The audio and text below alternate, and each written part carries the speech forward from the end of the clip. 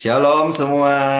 Terima kasih Pak Yastor Yongki. Terima kasih semua saudara-saudara, bapak-bapak, ibu. Terima kasih juga buat teman-teman yang sudah melayani di Zoom online ini. Terima kasih. Tuhan Yesus memberkati kita semua. Amin. Saudara, salam penuaian, salam impactful life, hidup berdampak jadi berkat. Terima kasih buat kesempatannya, terutama pertama buat Tuhan Yesus, sekali lagi juga buat Pastor Yongki, Ibu Yongki, dan semua saudara. Kalau saya boleh menutup sharing di bulan Mei tahun 2026 ini dengan tema berani berkorban. Dan sharing firman pada pagi hari ini saya beri judul mengorbankan yang paling berharga. Mengorbankan yang paling berharga. Nah, saudara, saya percaya kita semua udah tahu, udah sering baca eh, satu tokoh yang sangat terkenal di dalam Alkitab. Ya, udah sering dibahas, tapi nggak apa-apa. Pagi hari ini kita mau belajar lagi, diingatkan lagi. Nah, orang ini sangat terkenal karena dia berani berkorban buat Tuhan. Namanya adalah siapa lagi kalau bukan Abram, saudara. Nah, suatu hari Tuhan menemui Abram ini. Pada saat itu Abram berumur 99 tahun. Pada saat Abram berumur 99 tahun, Tuhan memberikan identitas yang baru kepada Abram. Nah, kata Tuhan, kita buka di Kejadian 17 ayat 4 sampai 5. Firman Tuhan berkata, "Dari pihakku, inilah perjanjianku dengan engkau. Engkau akan menjadi bapa sejumlah besar bangsa.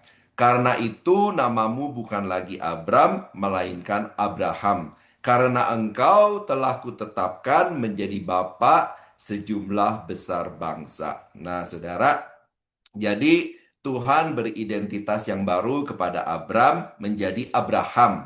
Artinya bapa dari sejumlah bangsa yang besar. Jadi pada saat itu setelah diganti dari Abram jadi Abraham, pada saat Abraham bertemu dengan tetangganya, dengan kenalan-kenalannya, dia memperkenalkan dirinya. Oh, sekarang nama saya Abraham, gitu kan. Lalu kalau tetangganya, teman-temannya tanya, "Oh, kenapa ganti? Oh, ada artinya." Lalu ditanya, "Apa artinya?" "Oh, artinya adalah bapa dari sejumlah bangsa yang besar." Oh, kemudian mungkin teman-temannya, tetangganya tanya, "Oh, emang udah punya anak berapa?" Wah, langsung Abraham itu menjawab, "Ya, sebetulnya sih sampai saat ini aku belum punya anak satupun, saudara." Nah, saudara, jadi saudara semua, Bapak Ibu ingat nggak berapa lama Abraham menunggu janji Tuhan untuk menggendong seorang bayi yang adalah anaknya? Berapa tahun coba saudara? Saudara ingat nggak? 10 tahun? 15 tahun? Berapa lama Abraham menunggu, saudara? Saudara, Abraham menunggu itu 25 tahun. Tuhan pertama kali mengeluarkan janji buat Abraham punya anak itu pada saat Abraham berumur 75 tahun. Dan janji itu digenapi. Seorang bayi lahir itu pada saat Abraham berumur 100 tahun. 25 tahun menunggu. Nah, sekarang bagaimana dengan saya dan saudara? Apakah ada dari Bapak Ibu, saudara-saudari semua yang sedang menunggu janji Tuhan? Mungkin kita pernah dinubuatkan oleh hamba Tuhan, ya kan? Seperti misalnya kemarin Pak Benaya Nares yang begitu kuat profetiknya, saudara. Mungkin Ibu Ruth Julia. Bahkan mungkin jauh sebelum itu, saudara. Kita pernah dinubuatkan untuk menerima sebuah janji Tuhan. Mungkin malah sebelum COVID, saudara. Kapan kita pernah menerima janji Tuhan? Pertanyaannya, kalau sampai hari ini kita masih belum mendapatkan janji Tuhan, belum menjadi realita, apakah kita masih bisa setia dan percaya pada Tuhan? Karena hari-hari ini, saudara, kita itu di dalam dunia ini diajar semua harus serba instan, semua harus serba cepat. Kita doa hari ini, Tuhan, kalau bisa Tuhan tolong jangan pakai waktu lama-lama Tuhan. Kita mau jawaban segera datang. Kita mau kalau hari ini berdoa, besok udah dapet. Minggu depan kita udah dapet. Pengennya begitu, saudara. Tapi saya mau kasih tahu saudara dari pengalaman saya juga sendiri, sering Tuhan tidak jawab dengan cepat, tidak dengan instan, tapi seringkali kita harus menunggu janji Tuhan itu benar-benar terjadi, digenapi dalam kehidupan kita. Dan selama proses menunggu inilah Tuhan selalu uji iman kita, kesetiaan kita, dan apa yang ada di dalam hati kita. Abraham menunggu 25 tahun. Umur semakin gak muda, semakin hari semakin tua. Bahkan dikatakan firman Tuhan, istrinya sendiri sudah tidak subur alias sudah mati haid. Ini dicatat loh saudara, kita baca sebentar di Kejadian 18 ayat 11. Kejadian 18 ayat 11 berkata, "Adapun Abraham dan Sarah telah tua dan lanjut umurnya, dan Sarah telah mati haid." Jadi, karena dia udah mati haid, makanya jadi ayat 12 berkata, "Jadi tertawalah Sarah dalam hatinya, katanya, akan berahaikah aku setelah aku layu, sedangkan tuanku sudah tua." Nah, mungkin teman-teman si Abraham dan Sarah ini, saudara, tetangga mereka bilang, "Aduh, kalian ini, mana mungkinlah bakal punya anak. Ngaca dong, lihat umur kalian, ya kan? Lihat Sarah aja udah mati haid, udah nggak masa suburnya udah lewat, udah layu." Dan yang pastinya pada zaman itu teknologi pengobatan medical belum tentu belum secanggih sekarang, saudara. Kalau sekarang ada metode-metode yang bisa membuat orang mandul bisa punya anak, saudara. Tapi waktu itu nggak ada, saudara. Tapi ingat, saudara, bahkan sampai hari ini pun ingat bahwa Tuhan kita adalah Tuhan yang hobinya membuat mujizat. Dia hobinya membuat sesuatu menjadi ada dari yang tidak ada. Hobinya adalah membuat segala sesuatu itu mungkin. Apa yang tertutup bagi kita, hobi Tuhan membukanya. Apa yang sulit bagi kita, bagi Tuhan gak ada yang sulit. Apa yang mustahil bagi kita, bagi Tuhan tidak ada yang mustahil. Amin, saudara. Makanya Mazmur 107 ayat 35 berkata, di firman Tuhan, "Ia mengubah padang gurun menjadi kolam air, dan tanah kering menjadi mata-mata air," saudara. Luar biasa, itulah Tuhan kita, saudara. Dia suka menunjukkan kuasanya, menunjukkan mujizatnya, membuat yang mustahil menjadi tidak mustahil. Jadi pada hari ini, jangan punya pikiran masalah kita nggak ada jalan keluarnya. Ingat, bersama Tuhan selalu ada jalan keluar. Makanya Tuhan yakin sekali pada saat Tuhan berjanji pada Abraham bahwa dia akan punya anak dan menjadi bapa dari sejumlah bangsa yang besar. Dia yakin dengan janjinya, saudara. Walaupun Abraham bilang, "Tuhan, mana mungkin? Ini tuh aku tuh udah laule, udah tua, udah uzur. Istriku udah mati haid," ya kan? Tuhan itu, aduh udahlah Tuhan, jangan bercanda lah. Jangan, kalau bercanda jangan beginilah Tuhan, ya kan? Tapi Tuhan menegaskan, kalau kita baca firman Tuhan itu, Tuhan menegaskan berulang-ulang. "Enggak, beneran kamu akan punya anak. Beneran kamu akan punya anak." Makanya tadi kita baca waktu Tuhan bilang begitu, saudara, menegaskan kepada Abraham berkali-kali. Sarah itu ikut mendengar, saudara. Dia itu apa sih, nguping gitu, saudara. Makanya tadi kita baca, "Hah? Aku punya anak," ya kan? Reaksi dia apa, saudara? Dikatakan tadi yang udah kita baca. Dia tuh tertawa dalam hati, saudara. Seperti kayak nggak percaya, ya kan? Tertawa dalam hati. "Aduh, masa sih aku ini berahi lagi sama suamiku? Aku tuh udah layu, sedangkan Tuanku udah tua." Kan kata firman Tuhan begitu, saudara. Tapi luar biasa, Abraham tetap percaya. Dan setelah 25 tahun, pada akhirnya dia punya anak. Finally, kata Abraham, "Akhirnya penungguanku tidak sia-sia. Tuh lihat, janji Tuhan digenapi. Saya punya anak." Bayi lahir, dirawat, diberi makan, saudara, ya kan? Sampai tumbuh. Sampai suatu hari firman Tuhan datang lagi kepada Abraham. Firman Tuhan, suara Tuhan yang udah dia berdengar berkali-kali tentang bahwa janji Tuhan memberikan anak. Nah, sekarang tiba-tiba setelah dia membesarkan anaknya, saudara, tiba-tiba Tuhan datang lagi, memberikan lagi firman-Nya. Dan kali ini yuk kita baca apa yang Tuhan katakan kepada Abraham. Nah, di sini saudara Tuhan itu mau lihat apakah hati Abraham masih dipenuhi kepercayaan kepada Tuhan atau hatinya sudah digantikan dengan berkat atau hatinya udah dipenuhi dengan kasih sayang kepada anaknya. Saudara, kita juga mau cek apakah hati kita ini hari ini masih dipenuhi rasa percaya pada Tuhan atau hati kita udah diganti dengan hal-hal yang lain. Dengan berkat Tuhankah? Atau dengan keinginan kita sendirikah? Atau dengan ketakutankah? Atau dengan kekhawatirankah? Mulai menggeser hati kita yang tadinya percaya mulai tergeserkah? Apakah uang, finansial kita yang kita sudah diberkati Tuhan itu sudah merangkak, saudara posisinya naik dari dompet kita, sekarang bertahta di hati kita kah? Nah, ini yang Tuhan mau lihat, saudara. Sebab semakin nggak bisa dipungkiri, semakin banyak berkat, semakin berkat itu yang menguasai kita, ya kan? Nah, begitu juga Abraham, begitu senangnya dapat janji Tuhan, dapat berkat itu ditepati, digenapi, dia nikmati berkatnya, firman Tuhan datang lagi. Nah, kali ini yang dikatakan Tuhan di Kejadian 22 ayat 1 sampai 2.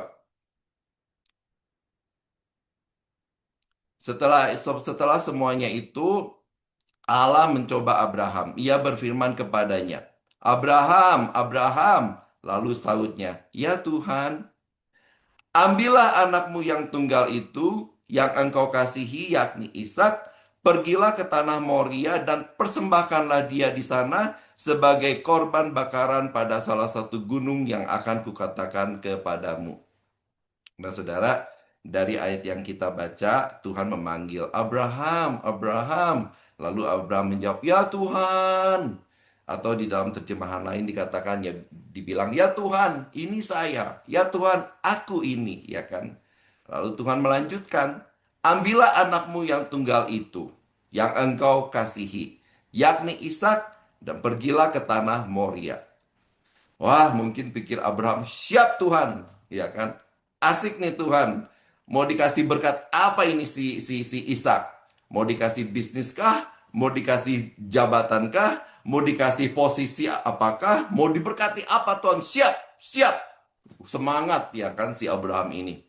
Tapi kalimat selanjutnya mungkin bikin Abraham kaget. Tuhan berkata, "Persembahkan dia buat aku." Kita harus ingat, saudara, pada waktu itu Abraham udah sangat tahu dan udah sangat paham apa artinya persembahan kepada Tuhan. Pada waktu itu, persembahan kepada Tuhan adalah dengan mengorbankan seekor hewan. Hewan itu diikat, hewan itu disembelih, kemudian dibakar di atas kayu dan jadi korban buat Tuhan. Saudara, kadang apa yang Tuhan katakan, apa yang Tuhan inginkan, sangat-sangat berbeda dengan apa yang kita inginkan, dengan apa yang kita harapkan. Yang kita inginkan, apapun itu saudara, biasanya, normalnya, UUB, ujung-ujungnya berkat. Yang kita mau, ujung-ujungnya promosi, naik gaji. Apa yang kita punya boleh mengembang ke kiri dan ke kanan. Selalu itu yang kita mau, yang kita harapkan. Abraham juga mungkin pikir, wah Tuhan panggil Ishak, anakku. Mau dikasih apa? Mau dikasih berkat apa? Mau dikasih posisi apa? Jabatan apa? Tapi pada hari itu Abraham mendengar suara Tuhan dan apa yang Tuhan inginkan di luar pemikirannya, di luar dugaannya, bahkan mungkin sangat mengejutkan dia, saudara. "Abraham, ya Tuhan, ambil anakmu, persembahkan buat aku." Saudara, untung kita nggak baca di Alkitab. Abraham bilang, "Wah, nggak deh, saya percaya ini bukan suara Tuhan. Saya tolak di dalam nama Tuhan. Ini bukan suara Tuhan." Coba misalnya saudara, apa yang reaksi kita kalau kita seperti Abraham? Kita udah berdoa sekian lama dan Tuhan mungkin sudah kasih apa yang kita inginkan, saudara. Berkat yang kita inginkan. Job, promosi, keuangan, rumah, mobil. Apapun itu saudara, Tuhan udah kasih. kepada kita.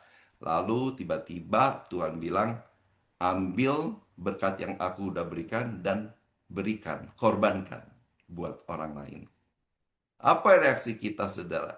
Kalau Tuhan selalu berkata, aku akan memberkati kamu, kita selalu berkata, yes, yes, yes, ya kan?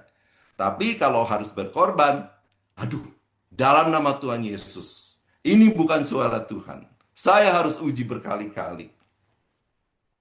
Makanya firman Tuhan bilang, carilah dulu kerajaan Allah beserta kebenarannya, maka semuanya akan ditambahkan kepada saya dan saudara. Kita senang kalau dengar khotbah yang semuanya tentang akan ditambahkan kepadamu. Tapi kalau dengar khotbah tentang carilah dulu kerajaan Allah dan kebenarannya, apa itu saudara?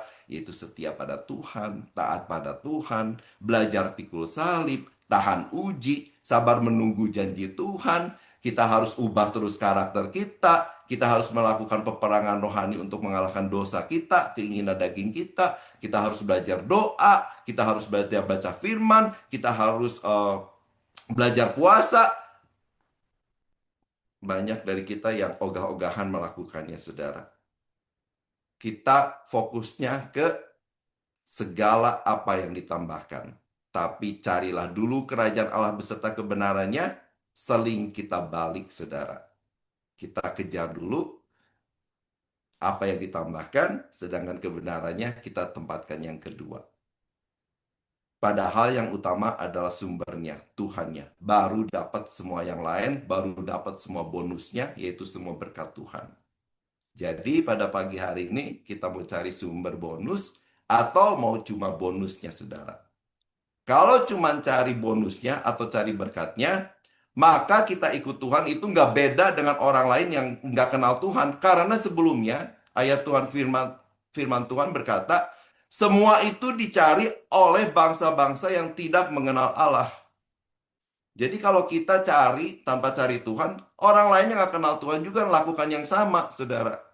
Tapi kemudian Tuhan bilang, tetapi Bapamu yang di sorga tahu bahwa kita, anak-anaknya, memerlukan semuanya itu. Nah, kembali kepada cerita Abraham, saudara. Pada saat dia mendengar suara Tuhan untuk membawa Ishak untuk dikorbankan, maka ayat 3 berkata, Kejadian 22 ayat 3 berkata, kita baca sama-sama, saudara.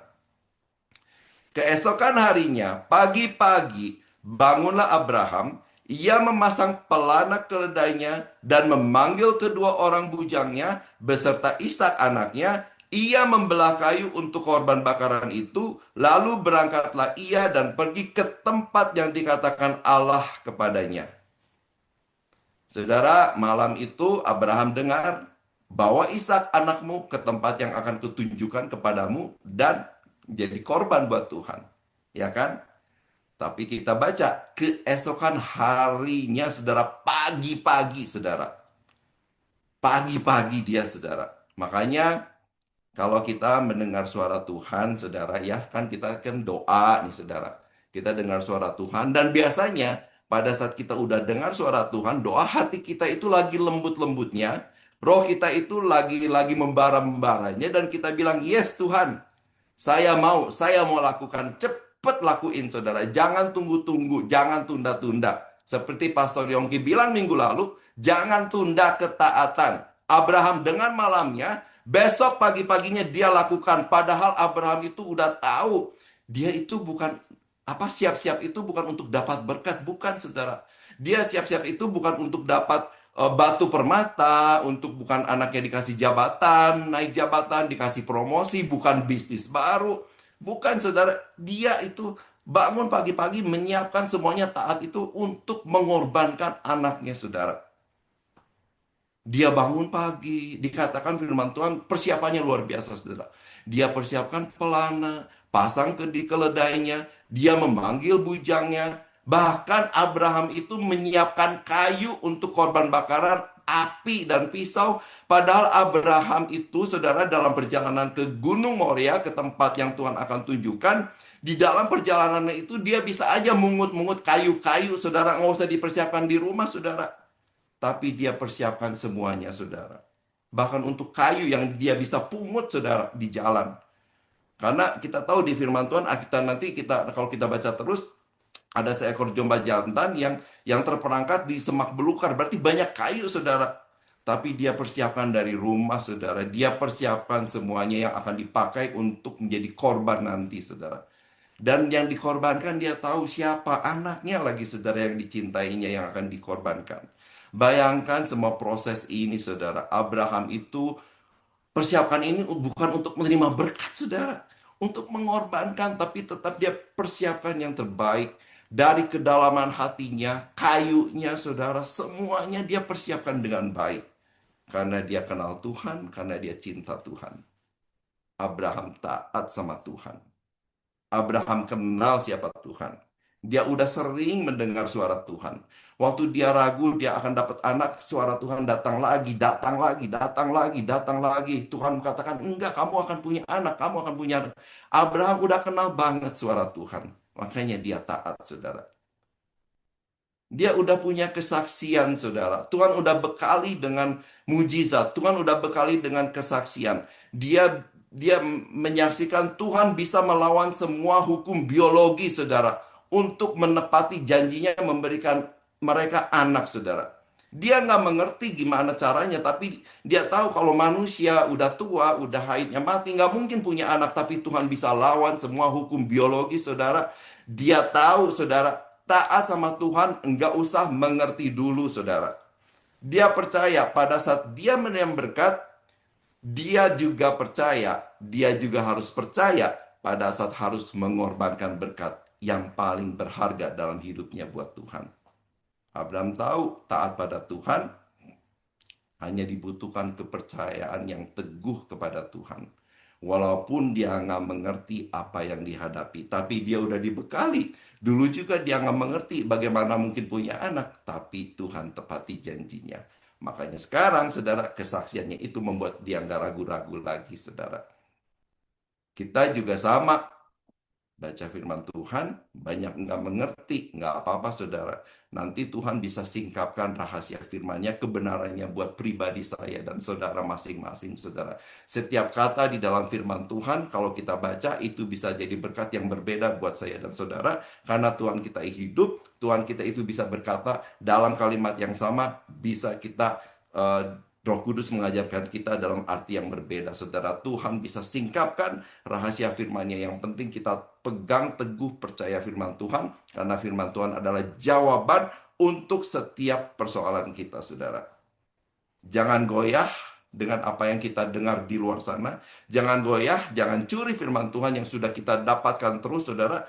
Dengan apa yang kita dengar-dengar dari sosial media, saudara, di tempat-tempat lain. Sudah percayalah, semua rencana Tuhan dalam hidup kita hari ini, kita ada di puncak gunung, atau ada di lembah, kita ada di padang rumput, atau di tanah gersang. Ingat, semuanya pasti rencana Tuhan yang terbaik buat saya dan saudara, buat kita masing-masing. Amin. Kita lanjutkan ke kisah Abraham, Kejadian 22 ayat 4. Kejadian 22 ayat 4. Ketika pada hari ketiga Abraham melayangkan pandangannya, kelihatanlah kepadanya tempat itu dari jauh. Nah, Abraham kan waktu malam-malam dengar bahwa anakmu Ishak untuk dipersembahkan, dia langsung besok paginya taat, ya kan, taat sama Tuhan untuk mengorbankan Ishak. Tetapi Tuhan masih uji lagi, saudara. Abraham memerlukan waktu 3 hari. Abraham uji lagi melalui waktu, saudara, ya kan, melalui waktu. Dikatakan melakukan perjalanan 3 hari, ya kan? Itu pun belum benar-benar sampai, karena setelah 3 hari baru kelihatan kepadanya tempat itu masih dari jauh, saudara. Jadi bayangkan saja, saudara, godaan yang ada di pikiran Abraham selama 3 hari itu, saudara. Ya kan? Belum lagi dia perginya bawa anaknya Ishak. 1 hari pertama dia ingat, wah, ya kan, ini Ishak, ya kan, Tuhan kasih. Dan diperkirakan, saudara, saya cari tahu umur Ishak pada saat dia dibawa untuk dikorbankan itu mungkin udah remaja sampai usia dewasa muda, saudara. Karena firman Tuhan berkata ranting kayunya itu dikasih ke pundaknya Ishak. Jadi dia udah cukup kuat, saudara, ya kan. Jadi mungkin sambil melakukan perjalanan, si Abraham itu ingat bagaimana dia rawat Ishak waktu masih bayi, dikasih makan, tumbuh, ya kan, sampai pada hari itu berjalan bersama-sama untuk dikorbankan. Hari pertama, Abraham mungkin bilang dalam hatinya, saya tetap mau taat sama Tuhan ya kan.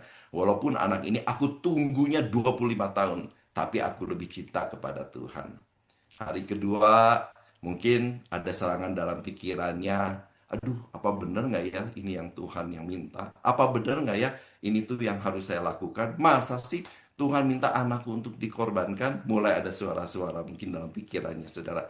Tapi dia tetap memilih untuk taat dan percaya sama Tuhan. Hari ketiga, mungkin godaan dalam hatinya semakin benar. Aduh, kalau aku salah dengar gimana ya? Kalau ini bukan suara Tuhan gimana ya? Tapi dia udah kenal suara Tuhan. Dia yakin benar yang ngomong itu Tuhan. Karena dia udah kenal suara Tuhan. Dan Abraham cinta sama Tuhan. Jadi Abraham tetap memilih taat sama Tuhan. Dia berani berkorban karena dia kenal Tuhan. Cintanya kepada Tuhan membuat dia berani mengorbankan apa yang paling berharga buat dia. Nah, saudara, saya pernah suatu hari tiba-tiba di rekening bank saya dapat tambahan uang yang lumayan signifikan. Setelah saya cek-cek-cek, ternyata benar, saudara, ada yang kirim ya kan, lumayan. Dan itu jatuhnya mungkin hari Jumat atau Kamis gitu kan. Ya, Tuhan, terima kasih Tuhan berkat yang luar biasa ini. Waduh, saya bersyukur. Sekarang saya mau nulis cek untuk perpuluhan ya kan. Tapi perpuluhannya itu harus dikasihkan hari Minggu ya kan. Hari Kamis semangat. Hari Jumat, aduh, ini tuh sebetulnya lumayan gede ya untuk nutup ini, nutup itu. Mulai goyah, saudara. Hari Sabtu, saudara. Kasih jangan, kasih jangan, saudara. Perpuluhan gede gini, saudara, ya kan. Tapi tetap kasihkan, saudara. Abraham juga sama, saudara. Saudara, sebetulnya kalau kita itu sadari ya, bahwa semua yang kita punya itu sebenarnya punya Tuhan. Dan kita ini cuman pengelola. Maka kalau kita benar-benar kenal Tuhan, cinta Tuhan, taat pada Tuhan, sebetulnya nggak ada yang akan bisa menghalangi kita untuk berkorban, memberikan yang terbaik, memberikan persembahan, menyerahkan apa yang Tuhan mau, saudara. Karena kalau kita cinta sama seseorang, kita juga pasti mau berkorban. Kita akan melakukannya itu karena cinta, bukan karena beban, saudara, ya kan? Samalah seperti apa yang kita lakukan semua buat Tuhan saat ini, kita lakukan lagi, kita cek hati kita lagi, saudara, apakah pelayanan kita jadi cinta kita kepada Tuhan atau jadi beban, ya kan? Taat kita sama Tuhan itu karena kita cinta atau karena kita takut atau jadi beban, saudara. Tapi kalau kita benar-benar cinta, kita harus lakukan semua itu tanpa beban. Pengorbanan kita itu karena cinta, bukan karena beban, saudara. Yuk kita lanjutkan di Kejadian 22 ayat 5. Kejadian 22 ayat 5 berkata, kata Abraham kepada bujangnya itu, tinggallah di sini dengan keledai ini, aku beserta anak ini akan pergi ke sana. Perhatikan kata ini, saudara. Kami akan sembahyang. Sesudah itu kami kembali kepadamu. Saudara, ayat ini luar biasa. Banyak yang kita bisa pelajari ayat ini tentang soal berani berkorban. Pertama dikatakan bujangnya. Kamu berdua tinggal di sini. Jangan kemana-mana. Mereka nggak diajak ke atas, saudara. Karena kenapa? Karena kedua bujang ini nggak mengerti apa yang akan Abraham lakukan. Mereka nggak tahu bahwa perjalanan mereka ini adalah ketaatan Abraham kepada Tuhan untuk mengorbankan anaknya. Abraham sedang melakukan menggenapi apa yang Tuhan suruh untuk menggenapi apa yang Tuhan rencanakan. Kedua bujangnya nggak akan mengerti, ya kan? Karena kedua bujangnya ini juga nggak tahu apa yang Tuhan katakan kepada Abraham. Kalau Abraham membawa kedua bujangnya ini ke atas, nah pas Abraham ikat Ishak, ya kan? Pasti mereka lihatnya kaget. Kok Ishak yang diikat? Apalagi pada saat mungkin Abraham itu kan dikatakan mulai akan mengambil pisau dan menyembelih Ishak. Pasti mereka berkata, aduh ini Bapak Abraham udah gila ya kan. Pasti ditahan saudara. Badannya pasti ditahan, dicegah untuk membunuh Ishak saudara. Mereka berkata, Tuhan sadar, ini tuh anakmu ya kan. Dan akan berusaha menyelamatkan Ishak. Jadi yang pertama saya belajar, kita itu harus belajar mengenali Apa yang merintangi kita untuk taat sama Tuhan? Kalau itu merintangi kita untuk taat percaya kepada Tuhan, cepat tinggalin saudara. Nggak usah pakai pikir lama saudara. Apa yang selalu merintangi kita untuk dekat dengan Tuhan? Cepat kenali dan tinggalkan. Kalau itu kebiasaan jelek, cepat tinggalin saudara. Kalau itu dosa, cepat tinggalin. Kalau itu pergaulan yang buruk atau toksik, cepat tinggalin. Kalau itu malasnya kita, cepet tinggalin. Kalau itu hobi kita yang menghalangi kita dekat dengan Tuhan, kurangi hobi kita itu, saudara. Supaya nggak menghalangi, saudara. Kalau itu soal waktu, saudara, cepet kita atur prioritas kita lagi, saudara. Lalu hal yang kedua, yang luar biasa, Abraham bilang, kami akan pergi sembahyang. Abraham nggak bilang, saya pergi mengorbankan anakku. Enggak, dia pergi sembahyang. Ternyata saudara berani berkorban buat Tuhan adalah sembahyang atau ibadah kita pada Tuhan. Dalam terjemahan bahasa Inggrisnya dikatakan Abraham bilang gini, I and the boy will go over there and worship. Ternyata saudara taat sama Tuhan, berani berkorban adalah worship, penyembahan yang sesungguhnya saudara. Worship bukan cuma soal kita nyanyi lagu cepat, lagu lambat, angkat tangan di gereja, itu betul, tapi baru sebagian. Karena bentuk worship yang paling tinggi, bentuk penyembahan yang paling tinggi ternyata adalah berani berkorban taat sama Tuhan. Jadi, apapun yang kita lakukan dalam pekerjaan, dalam pelayanan, semua itu kita lakukan seperti untuk Tuhan. Dan itu adalah worship kita, penyembahan kita. Ingat, firman Tuhan di Yohanes dikatakan, Tuhan cari penyembah yang benar di dalam roh dan kebenaran. Tuhan cari penyembahnya, bukan cari persembahannya, saudara. Jadi waktu Abraham bilang mau sembahyang, dia bilang kita mau worship, kita mau ibadah. Padahal Abraham tahu dia pergi itu untuk mengorbankan anaknya. Saudara, penyembahan atau worship nggak akan jadi penyembahan yang benar kalau nggak ada korban yang diberikan. Waktu kita memilih untuk taat, walaupun itu berat buat kita, itu adalah rasa korban kita buat Tuhan. Waktu kita disuruh mengampuni, walaupun sulit untuk mengampuni, itu worship kita buat Tuhan. Waktu kita mau tetap sabar pada saat menghadapi situasi yang susah, menghadapi orang yang sulit, itu worship kita, saudara. Kalau kita tetap taat, pegang firman Tuhan. Kita korbankan perasaan kita, saudara. Pada waktu kita mau memberi, pada saat kita sendiri sedang kekurangan, tapi kita mau berikan, itu worship kita. Waktu sudah nggak ada tenaga, tapi masih mau bantu orang lain, itu worship kita. Waktu nggak ada waktu, tapi masih mau menyisihkan waktu untuk teman yang mungkin yang sedang susah, atau keluarga yang sedang susah.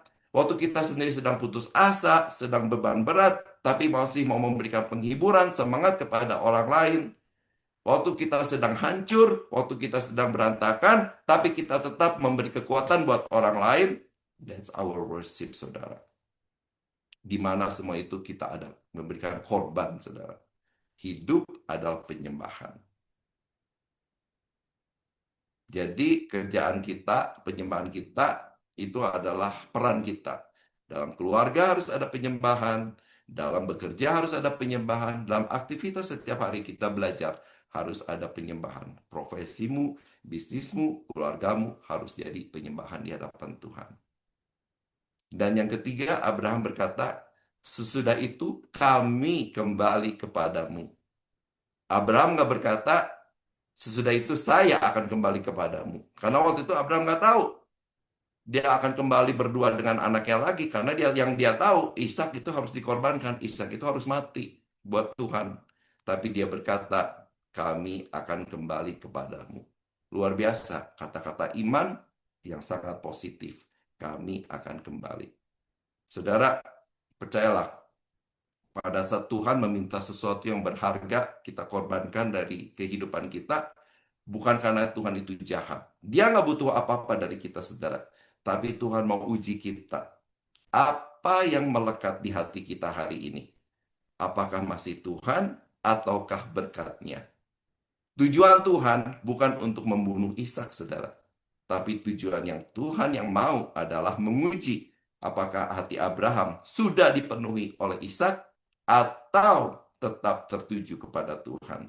Dan pada saat Abraham terbukti taat, dan bahkan saudara, saya nggak cantumkan ayatnya, tapi nanti kalau saudara baca, bahkan anaknya Ishak itu berkata begini, saudara, Pah, waktu udah sampai, Ishak bilang gini, di sini udah ada api, di sini udah ada kayu, tapi mana anak domba untuk korban bakaran itu? Abraham tahu bahwa anaknya akan dikorbankan, tapi jawaban Abraham apa, saudara?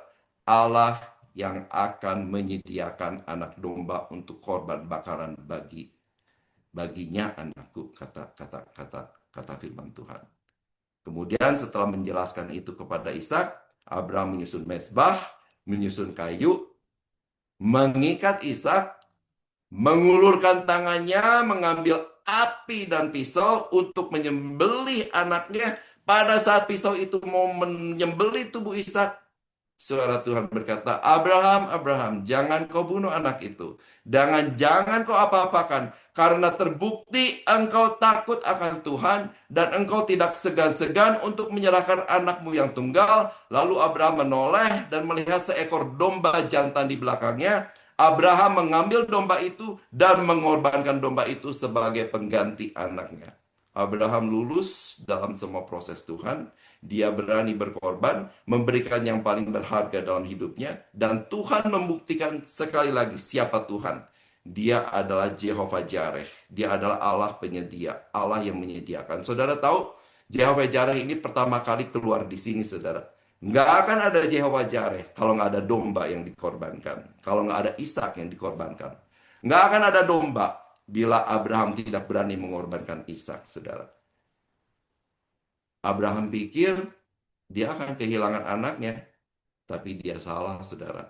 Justru pada saat Abraham semakin berkorban, berani berkorban, memberikan yang terbaik buat Tuhan, terbukti hatinya adalah Tuhan, bukan berkat, saudara. Dia semakin mendapatkan lebih, saudara. Ya, itulah iman Abraham, saudara. Mulai dari awal hidupnya, mau berkorbankan, meninggalkan semuanya, pergi ke tempat, ke negeri yang Tuhan tunjukkan. Kemudian dia menanti 25 tahun anaknya lahir dan sampai diuji untuk memberikan korban anaknya. Abraham lulus semuanya, saudara. Makanya selalu dikatakan di firman Tuhan, diberkatilah Allah Abraham, Allah Ishak dan Yakub. Karena Tuhan kenal Abraham dan dia berani berkorban. Abraham kenal Tuhan, Jehovah Jireh, saudara. Abraham menamakan tempat itu Tuhan menyediakan. Saya mau tutup, saudara. Bapak Ibu, percayalah. Pada saat kita taat, berani berkorban buat Tuhan, percaya walaupun semuanya itu nggak masuk di akal, kita tetap persiapan yang terbaik buat Tuhan, bahwa hidup kita penyembahan kepada Tuhan, kita mau berkorban melakukan semua kebenaran firman Tuhan, maka Tuhan sanggup menyediakan kita semua jalan keluar dan memenuhi semua yang kita butuhkan. Amin. Berani berkorban buat Tuhan. Jangan ragu-ragu, saudara. Karena Tuhan itu baik. Tuhan bahkannya akan menyediakan apa yang akan kita korbankan. Semuanya punya Tuhan kok. Anyway, everything is belong to God. Nggak ada yang punya kita. Jadi kalau Tuhan minta pun sebetulnya itu punya Tuhan. Ya, kita belajar, kita punya hati yang rela. Kalau Tuhan minta sesuatu hari-hari ini, kepercayaan kita kepada Tuhan nggak akan pernah sia-sia. Amin. Tuhan baik. Tuhan nggak membunuh Ishak, saudara. Dia udah sediakan domba jantan, saudara. Tuhan udah siapkan sesuatu buat kita semua yang luar biasa. Amin. Tuhan Yesus memberkati.